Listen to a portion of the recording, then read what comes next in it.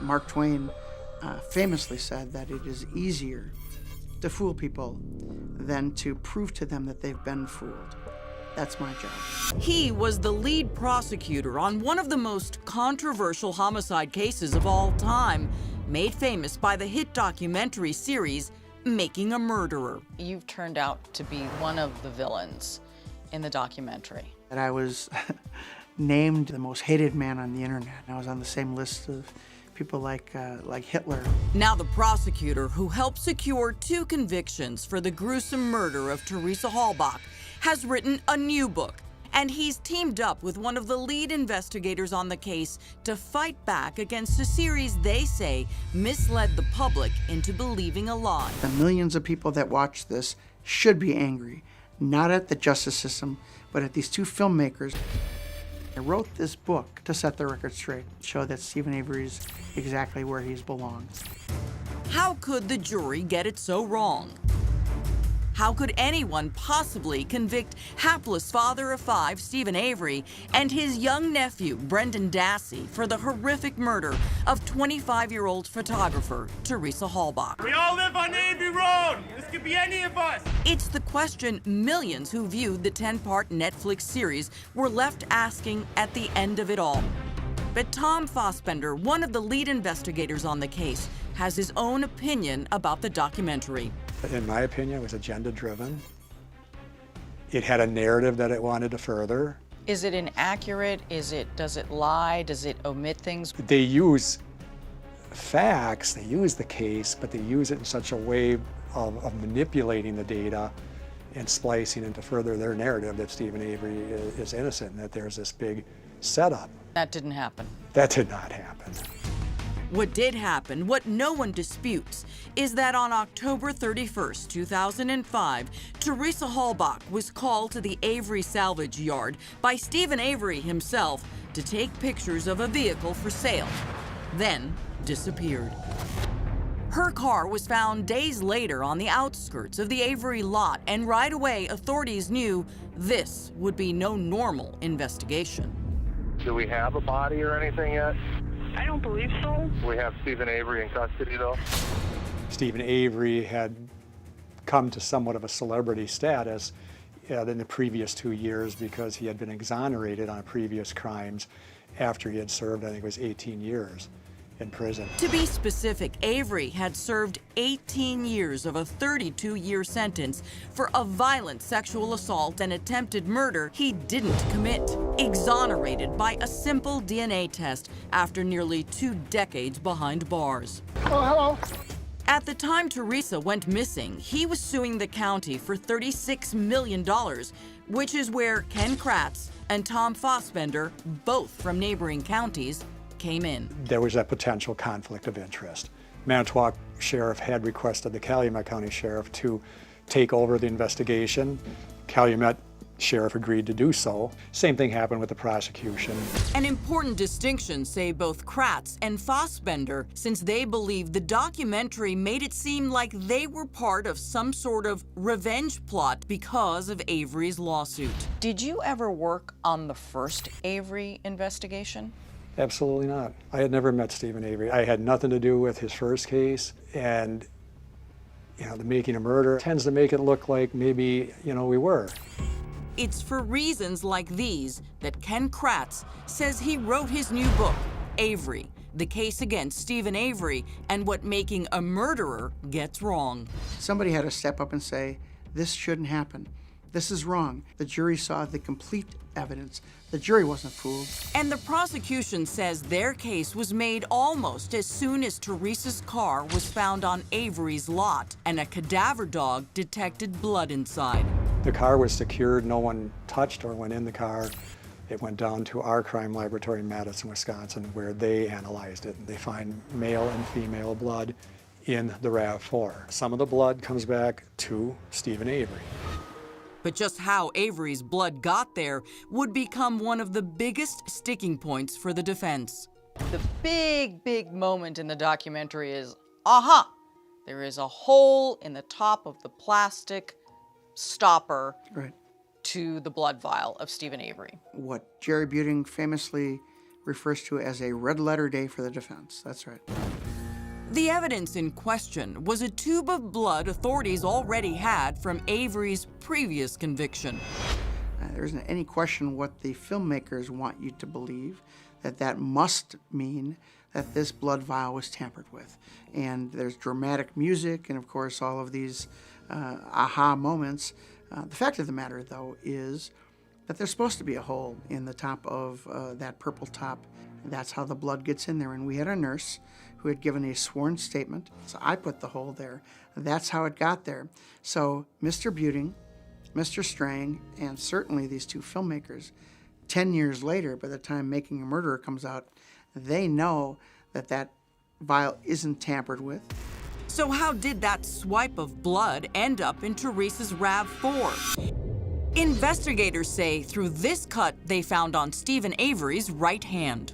Because it certainly is apparent, at least to most people, that if you stick that key in and your cut is on this finger right there, and you stick that key in and you turn it, that swipe is almost perfectly lined up with someone that would do that off of that blood.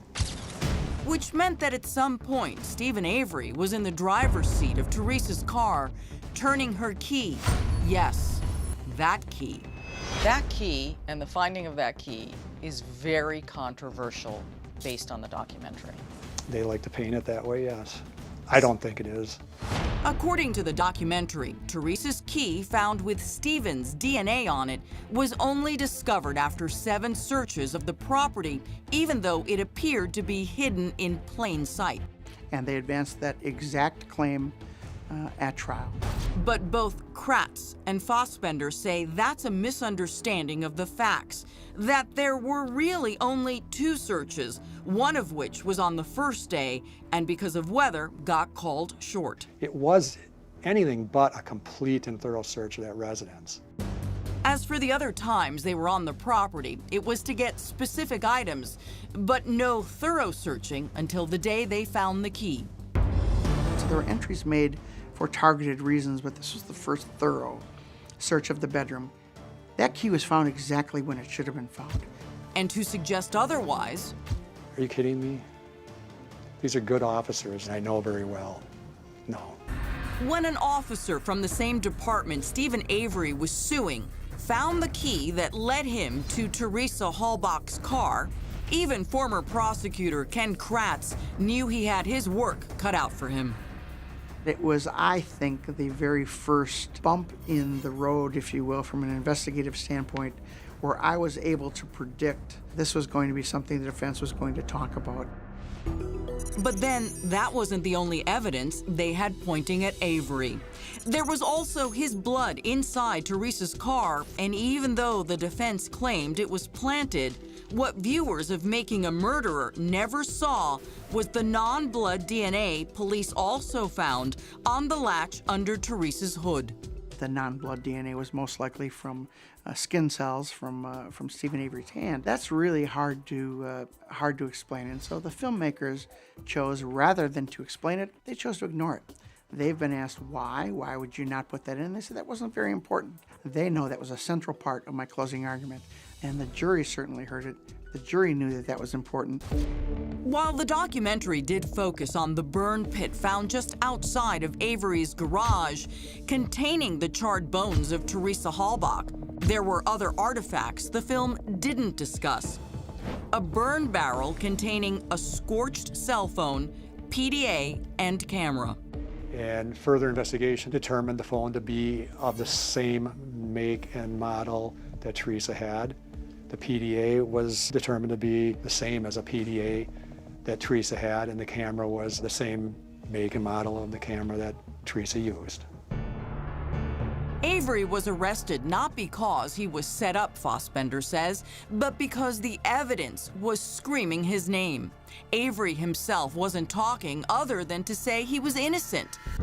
But then, he wasn't the only one with something to say. Why don't you just have a seat, Brendan? How did you determine what happened to Teresa? Well, a lot of that was an interview with Stephen's nephew, Brendan Dassey. How many times did Stephen shoot her? About 10. Stephen's nephew, Brendan Dassey, the boy who would confess to police that Stephen killed Teresa and that he helped dispose of the body. Where'd you get the bleach from? In his house, but in his bathroom. But was this confession coerced? Do you think, though, he had the ability to truly comprehend what was going on when he sat there with you, and that everything he said to you could be used against him? I do. A federal judge now says Dassey could not have understood. The judge ruled Dassey, who was 16 at the time, had an IQ so low that his comprehension was that of a fourth grader. Add to that, the teen was interrogated without his mother or an attorney present. The court threw out Dassey's murder conviction and ruled he should be freed, a decision which is still being disputed. The court said it did not appear that Dassey's testimony was voluntary. Yes, I respect the courts. Do I agree with the decision? No, because I lived this and I know what I saw. I think he provided a lot of information that he didn't have to provide. Did he invite you in? Yeah, Okay. And where was she? in his room. He said he saw her in the bedroom, restrained. He claims to have had sex with her. Stephen may have stabbed her and then ultimately shooting of her, where he says he shot her twice in the head. And it was Brendan talking about those shots that would become one of Fassbender's biggest gripes with making a murderer. He says you'd never know by watching that this was actually one of the moments which helped seal the prosecution's case. All right, I'm just gonna come up and ask you, who shot her in the head? He did. Why didn't you tell us that? That's where they stopped that video. This is the actual video. Why didn't you tell us that? Because I couldn't think of it. Now you remember it? Tell us about that then. That he shot her with his 22. You were there though. Yeah. He says that he shot her with his .22. We didn't tell him anything about that. We didn't know about that. That is detail that he provided. And that the filmmakers didn't show. She was on the garage floor. With that information, we end up getting another search warrant for that garage. And during that search, 2 bullet fragments are found. One toward the rear of the garage behind all this stuff under I think it was an air compressor. That same bullet fragment is found to have Teresa's DNA on it. Just like Brendan had said, it was a .22, and not just any .22. The part that Making a Murderer absolutely omits, does not talk to the audience about, is the fact that that bullet is forensically traced back to the gun that's hanging over Avery's bed. Ballistics tests confirmed the bullet was a perfect match to Avery's rifle confiscated months before.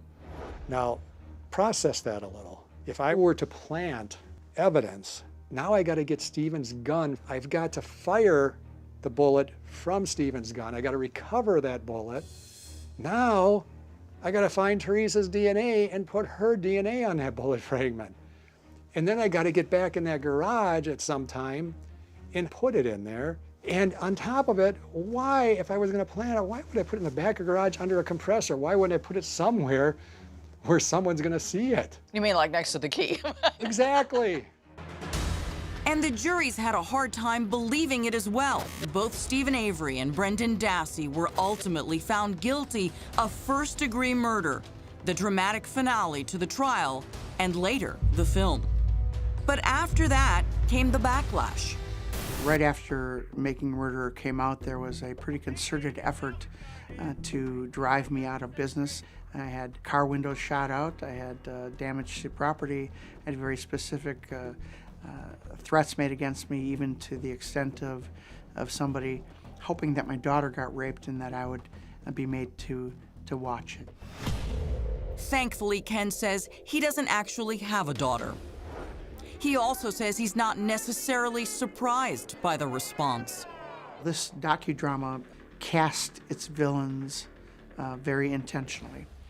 Me, because I was the lead prosecutor, and I think because of my personality, which at the time wasn't, all that great. I have admitted to narcissism, and I had admitted to being kind of a jerk a lot of times.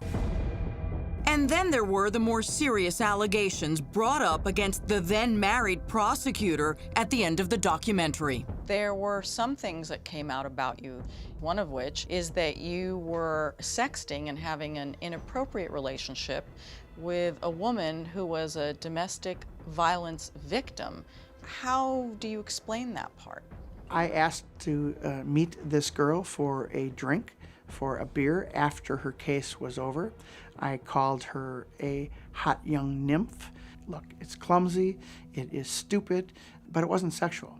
Having said that, every time I make these explanations, it sounds like excuses. It's the last thing I want to do here. I'm not a victim. I put myself in that position. Kratz did lose his marriage and much more as a result. But there was one person who didn't seem to think Ken was such a villain. Someone who even tried to hire him after the case. A man viewers of Making a Murderer might be familiar with.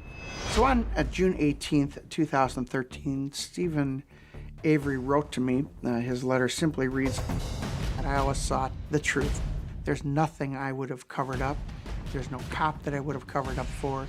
There's no injustice that I would have allowed to happen as a DA."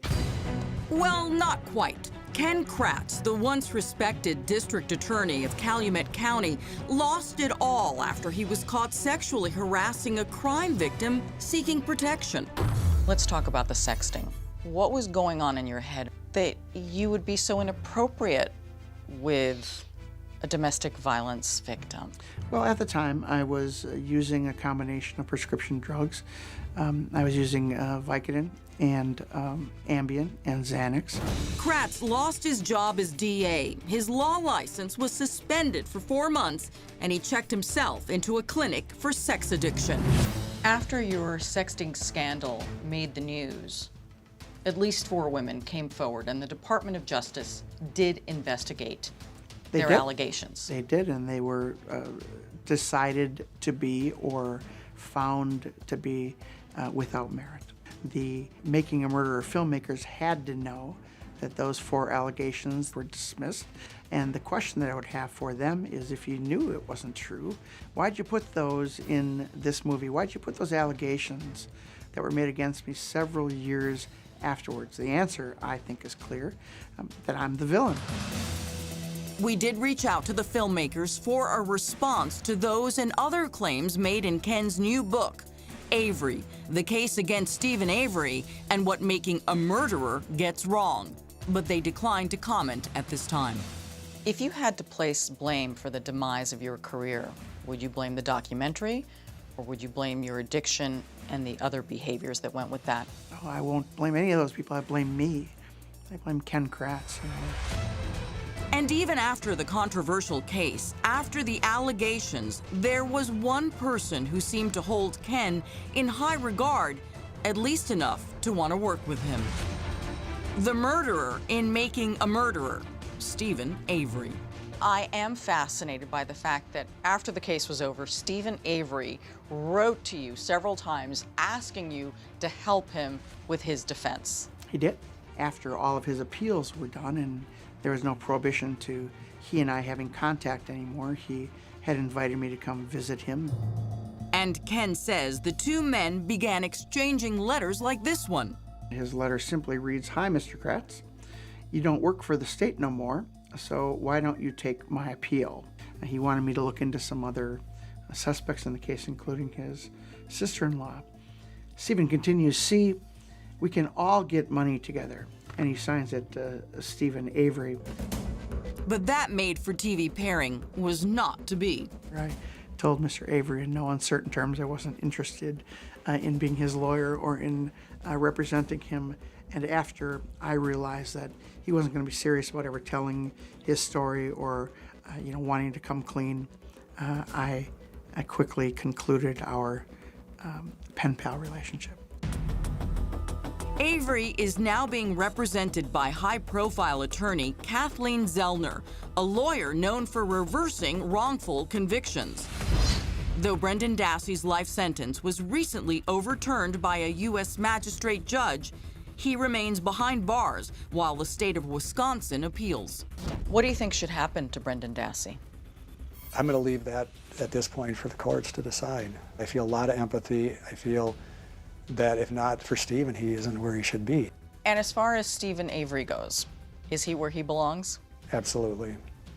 He did this. He did a horrendous thing, an evil thing, and he is where he belongs. Reportedly, that's just one of the many topics that will be discussed on the recently announced Season 2 of Making a Murderer. But of all the sides we've heard from, there was still one we wanted to get before leaving Wisconsin. We want to get comment from the Avery family about Ken's new book and the allegations in there. So we can't go any further because it says no trespassing, so I'm going to call the Avery family. Hi, this is Anna Garcia from Crime Watch Daily. I'm wondering, are you a member of the Avery family? Oh, who's this? Chuck, how are you? To my surprise, Steven Avery's brother, Chuck, answered the call. I met with Ken Kratz yesterday, and I did an interview with him and Tom Fossbender. And they're saying that a lot of information was left out of the Making a Murderer documentary, and I was wondering if I could get a comment. Chuck allows me to put him on speakerphone for his response. The truth will be coming out, so you have a good day. I'm outside, Chuck. By any chance, could you come out? Goodbye. All right, thank you. So that was Chuck Avery, Steven's brother and Brendan's uncle. He didn't say a lot and wouldn't let us on the property, but clearly, this story's not over. What's your reaction to the way America has reacted? I guess what I would like to say is I hurt for the real victims in this case, the Halbachs, and what they're going through and reliving this. I hurt for the good police officers in Manitowoc County that have been implicated in doing something so nasty that you can't even imagine, that they would plant evidence on someone. Are you kidding me? I know these people. I know these officers. That did not happen. Ken, given everything that has happened with that case in your life, do you wish you had never taken this case? I don't. I'm very happy I involved myself in it. I stood up for the victim, for Teresa, for her family. I stood up for the conviction. Hopefully it'll flip back to kind of the way it was before Making a Murderer. That's my hope, is that we're going to get back to that. As part of our ongoing investigation into both sides of the case that inspired the hit documentary series Making a Murderer, I wrote this book to set the record straight, show that Steven Avery's exactly where he belongs. we've spoken to one of the lead investigators on the case, Tom Fossbender, as well as the self-proclaimed villain of the series, Ken Kratz, to discuss what they claim is the real story behind the drama. The jury saw the complete evidence. The jury wasn't fooled. We were able, through very, very strong forensic evidence, to prove that Steven Avery was the person who killed Teresa Halbach. Today, in an explosive new chapter in the ongoing saga. After the documentary, there's this letter. An alleged confession from Steven Avery himself. In a letter, an inmate named Joseph Evans, who served time with Avery at the Boscobel, Wisconsin secured prison facility in 2010, claims that over several months in the yard together, Steven actually told him everything about the crime, from how Teresa was murdered to how her now infamous car key really found its way into Avery's bedroom. That letter says that the key was in the pocket of a flannel shirt and dropped out of the pocket. Does that make any difference? That the key was in a flannel shirt that Steven was wearing? Is that what he was saying? And it dropped out of that flannel shirt? Well, I have trouble believing that. I think it's more than likely Steven threw it into that, in the back of that nightstand or the cabinet. To hide it? Well, yeah. Although he wasn't necessarily expecting someone to come looking at that point. But I think he just threw it in the back of that where he felt it was safe. In other passages from the shocking letter, the informant gives possible new insight into the moments leading up to Teresa's murder, writing, he had thought Teresa would be an easy lay. He said that when he had asked her out for dinner or drinks with him, she had refused his offers. From there, the letter reads, he grabbed a kitchen knife out of the drawer and then grabbed Teresa. He pushed her onto the bed and tied her wrists to the bed. He choked her out until she was unconscious. There's many parts of Mr. Evans' letter that are plausible. The new informant goes on to talk about Stephen Avery's nephew, Brendan Dassey, whose confession helped convict them both. Just how involved was he really? It's interesting, Ken, that he claims that Stephen Avery confessed everything to him, and in this letter, he also claims that Brendan really didn't have that much to do with anything. Do you believe this letter to be authentic? I don't know if it's authentic or not. Of particular interest to those who believe in Dassey's innocence, Evans writes about how Teresa was already tied up and possibly dead when Stephen may have tricked Brendan into involving himself. He had told Brendan to go ahead, have sex with her, that Teresa won't mind if Brendan had sex with her. Steve said a very short time later, Brendan had came out of the bedroom and asked him if that lady is dead or is she just a heavy sleeper because Teresa had never moved or woke up.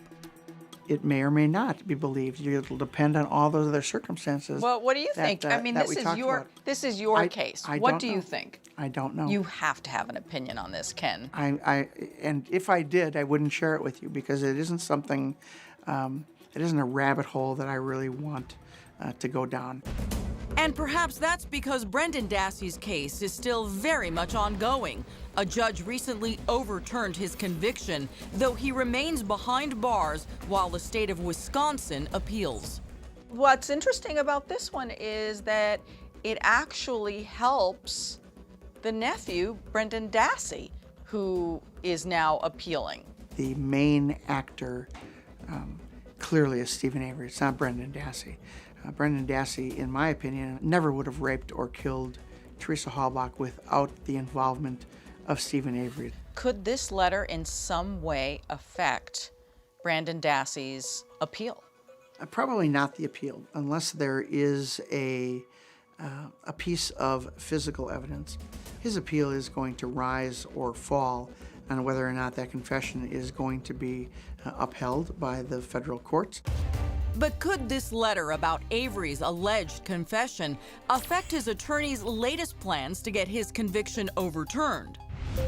The letter does reveal never-before-heard details about jewelry Stephen may have taken from Teresa, and even a knife used to kill her that he may have stashed. Is it possible that there is some new information in this inmate informant letter that's been made public? Absolutely. We didn't find a knife or any other cutting instrument that at least Brendan said was involved. I've got a sneaky suspicion, though, that law enforcement will be looking into the new allegations that are made in that letter. Though it remains to be seen what, if any, impact this new letter will have on the ongoing investigation, or if it will make its way into the recently announced Season 2 of Making a Murderer. The one thing that does seem clear is that when it comes to one of the most controversial cases in the history of criminal justice, we're nowhere close to a final verdict.